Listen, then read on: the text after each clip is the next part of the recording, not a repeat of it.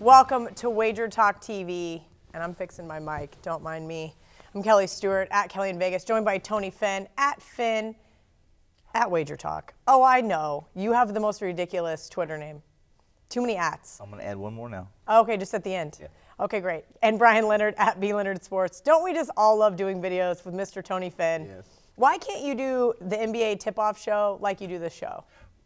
Because I'm real comfortable with the host on that show, and no, I don't know. My favorite thing the other day was when your background fell over, just out of nowhere.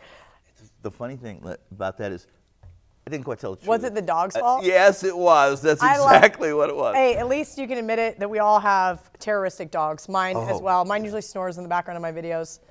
It's okay. And Brian's got cat hair in his shirt. This is now the animal planet. More importantly, let's talk about how to make money in college basketball. This has been such an odd college basketball year. The Big Ten home teams are winning and covering at a great clip. The Big East has just been an absolute beast. The Big 12 is a bunch of bottom feeders, with the exception of about 3 teams, and I can't figure out most of them in the middle. This has been fun. So it's funny you said that, because I saw your tweet yesterday, and I wanted to retweet badly back, and that was you were talking about OSU? Yes. K-State. I wanted to say, this is going to be a dog game. Ignore it anyway, because they're just 2 young teams that just that's okay. I took Oklahoma State and had no sweat because K-State played horrifically, especially at home.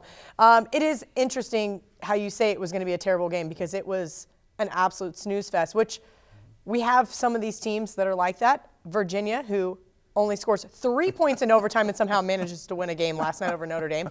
This has been the oddest college basketball year that I can remember, at least in like the last 5 or 6 seasons. And I don't want to say it's because the public's winning or anything like that. I just feel like things are not clicking with the numbers for me. So Brian, I'm going to start with you. Can you give me some tips on how to make some money in the remaining 4 weeks of college basketball? Yeah, the first one I'm going to start off is pointing out something that our buddy Ted Sawatzky does. And there's 354, something like that? 353. Yeah. And Teddy's been very good at finding a team who has some value and continuing to play on them.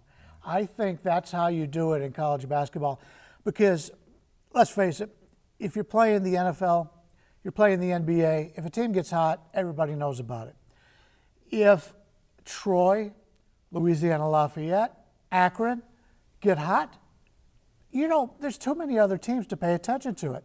So a team will make an adjustment where they bring in a certain player, comes back from injury, that has been sitting out all season long, whether it be grades or injuries, and he comes back and the team plays totally different. It takes a long time for everybody to catch up to it in college basketball as opposed to the other sports. So because there are so many teams, that's something you can really take advantage of, is getting ahead of it and watching a game and saying, hey, this team's playing really different now, and just riding it on until the lines maker catches up. Tony, you have more notes in front of you than I've ever seen before. What do you have written down? I have written down much of what Brian just outlined, but there's a couple of things. College basketball, again, you need to limit yourself to a specific number of conferences. Covering 353 teams is insane and difficult to do. I would even say, as far as this year goes, we've always talked about Ken Pomeroy's numbers. Yes. I do think that this is the first year where I've seen a lot of off-market from his numbers, and it's like, well, is he not adjusting quickly enough? Is he adjusting too quickly? There's so much that goes into those 353 teams that if you only focus on 3 conferences, maybe 4 conferences, and have your buddy focus on 3 or 4 and have another buddy, and you guys can actually kind of attack the board together by saying, hey, you know, I really know the mid-majors, or Kelly really knows the Big 12, then you can actually start to figure out a way to make money, because with this many teams, it's a full-time job. You mentioned Ken Pom, and one thing that jumped at me this year was, we'll talk about a game that you're familiar with, and that was KU K-State.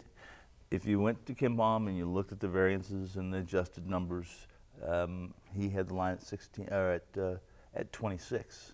And the line was 16. Now, we both know that part of that's because it's KU K-State. And it's conference game, which I have another adjustment for conference games. It's just smaller, and when you're playing a team, you know. But I played Kansas that game simply because K-State's that was their first really true road game of the year. They had to go to Allen Fieldhouse. So there's certain things in Ken Pom that don't play in, that maybe you or Brian or myself might make adjustments to, but you're right. And I've had a pretty good college season.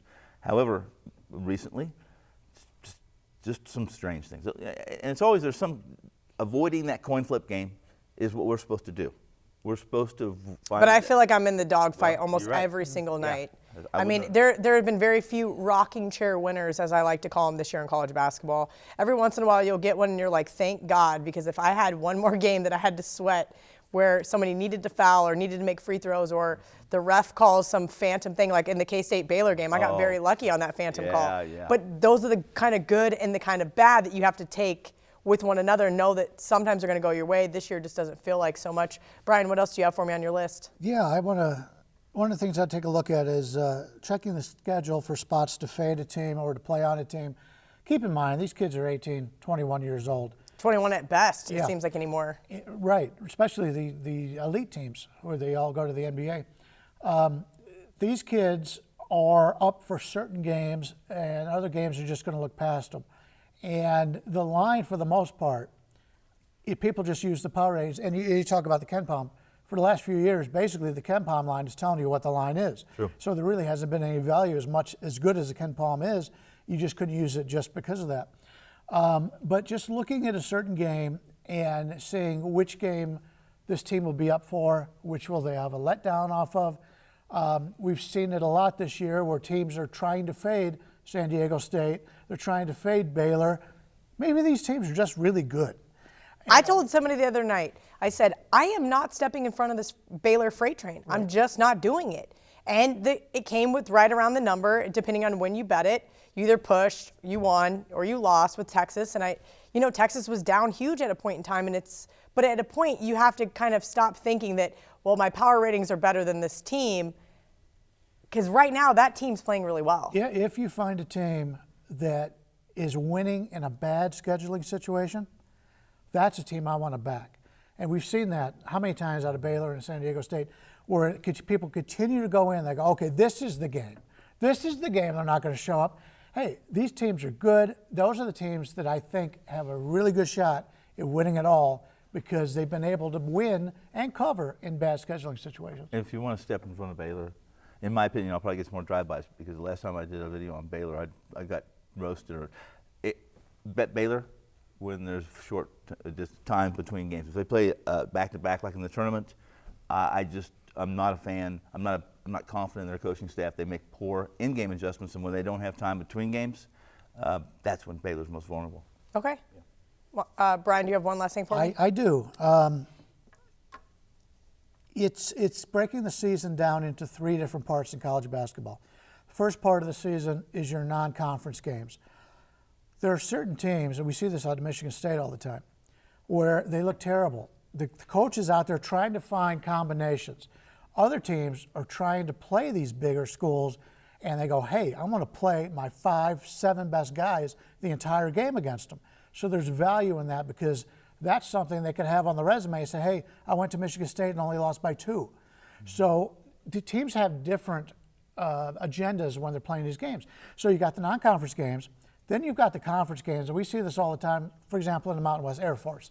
Air Force will play teams that nobody ever sees, and Air Force will look great in the non-conference schedule. Then they come in and play teams that see them twice a year, and they're just not the same team. Yeah. And then when you get to the postseason, the championships for the conference, a lot of times you have players who were injured. North Carolina's best player was injured most of the season. That's not the same team come that time as it was earlier in the season. And you go back and look at your Blue Ribbons.